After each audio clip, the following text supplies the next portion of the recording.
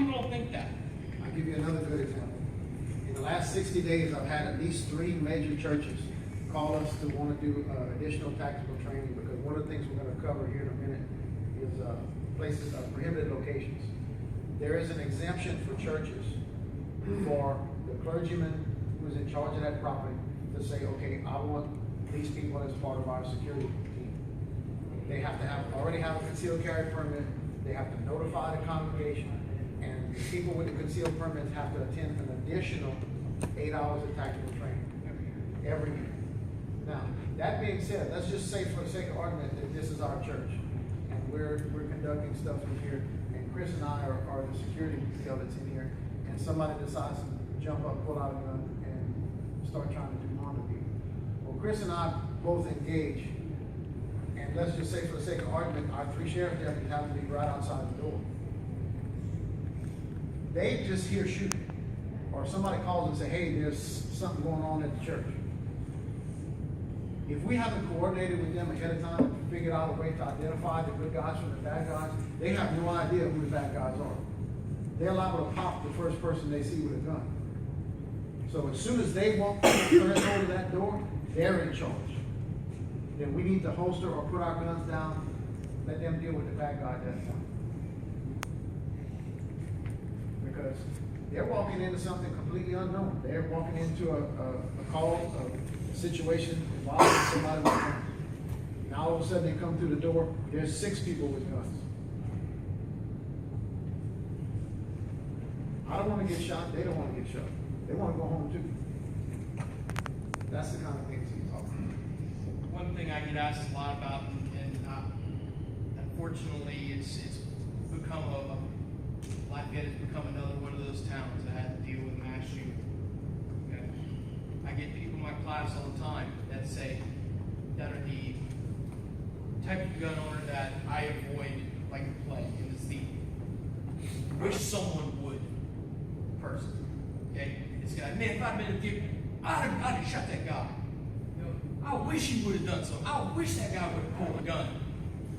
These are the guys I avoid like crazy. And those are the kind of people you should avoid being as well. If someone asked me, well, what would you have done if you, let's just say for the sake of argument, I would have carried my gun into the theater. Okay? They asked me, well, what would you have done? Would you have tried to shoot the guy? And I said, you know what? Probably not.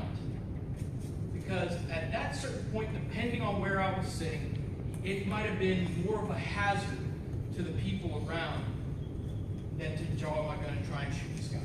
What I would have done at that point as a reasonable concealed carry owner and as an instructor, my first goal would have been to protect the exit for the people that were leaving. Okay? That's the kind of person I am, that's the kind of instructor I am. Is the first thing I would have done is gotten everybody I can safely out of there. Yeah, I might have had my gun ready. I would not have pulled it because sheriffs are going to be running in there. Okay? Last thing they need is 2 guys with a gun and then shoot either one of us. Yeah, go ahead. Had he shot, you got to remember something. Every time a bullet leaves that gun, it's got an attorney attached to it.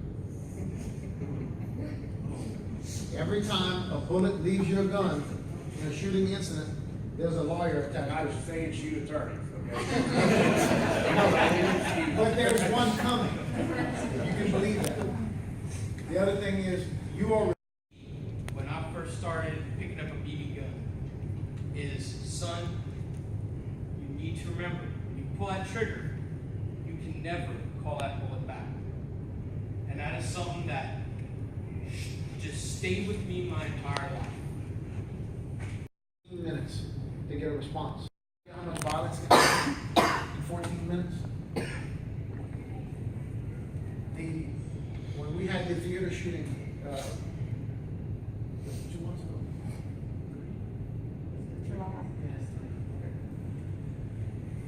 We know from our good friends over at the Advertiser and other news outlets that from the time of the 911 call being received at Lafayette 911 to the time that there was a 4 stack of officers outside the door waiting to go in was approximately 1 minute, 60 seconds.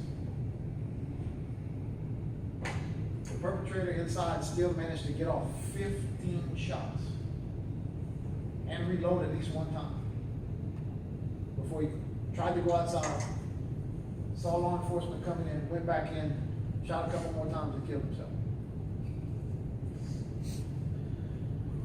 Carjacking, road rage.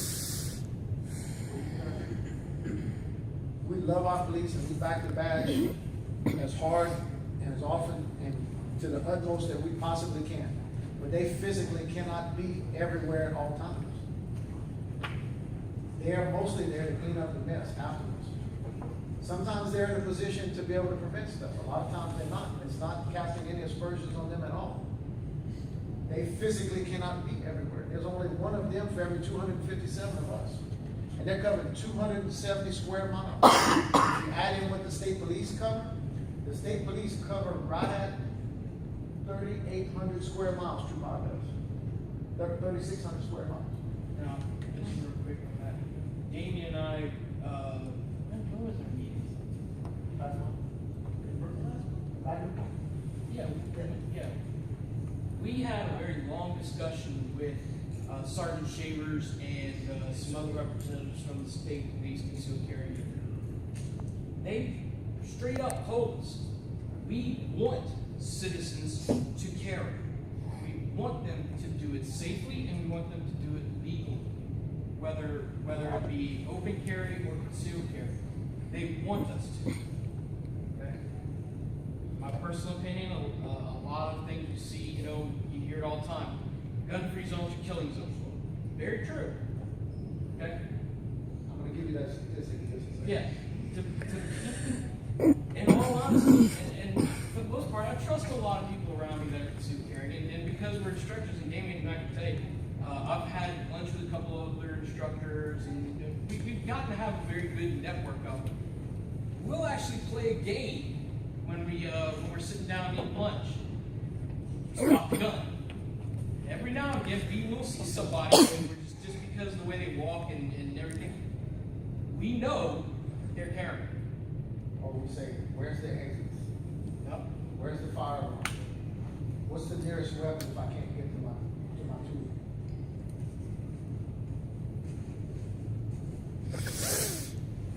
You can Google this information for yourself.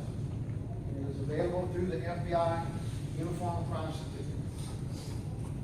Since 1950, that's 65 years, every mass shooting, with only 2 solitary exceptions that I'm aware of.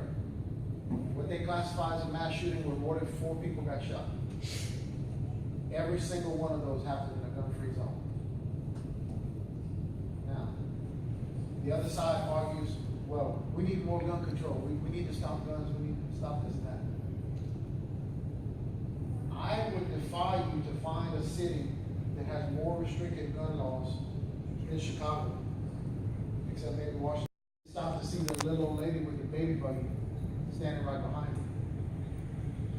her. You could have the most foolproof ammunition in the world that says, hey, as soon as I hit something solid, I'm going to stop. That's not always the case.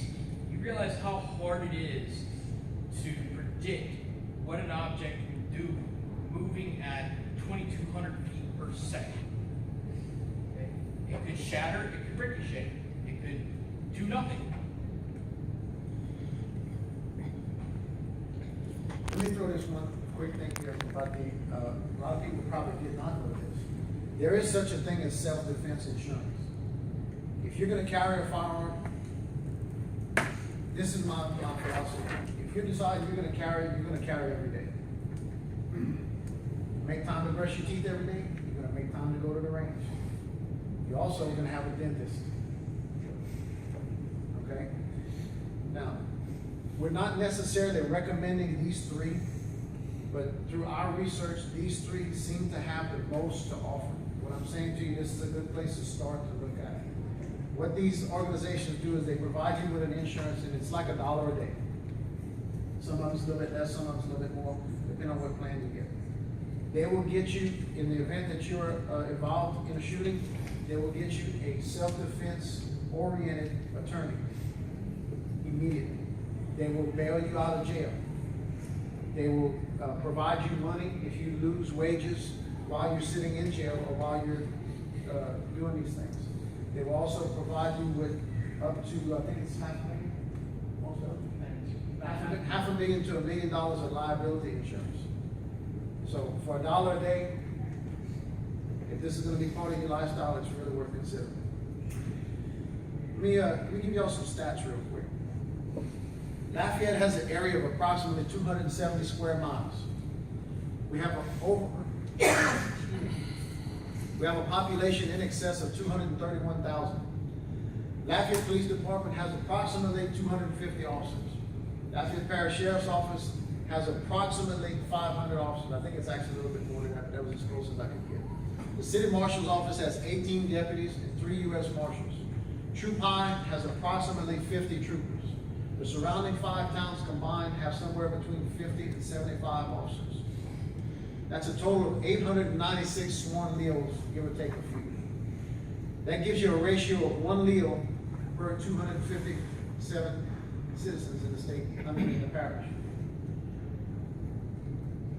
I have a lot of experience working with 911 and working with the first responders. And it doesn't matter if it's fire, ambulance, or police.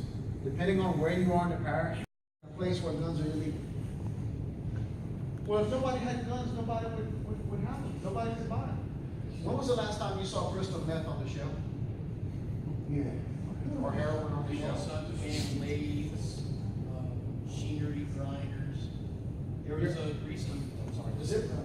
There was recently a gun that was posted, somebody who built their own gun in Australia where you're not supposed to even have one. Good luck. By the way, 24 hours after the president was touting about how great the gun laws were in Australia, 2 police officers were killed right at the police station. They were shot to death. Gang riots, rapes, muggings,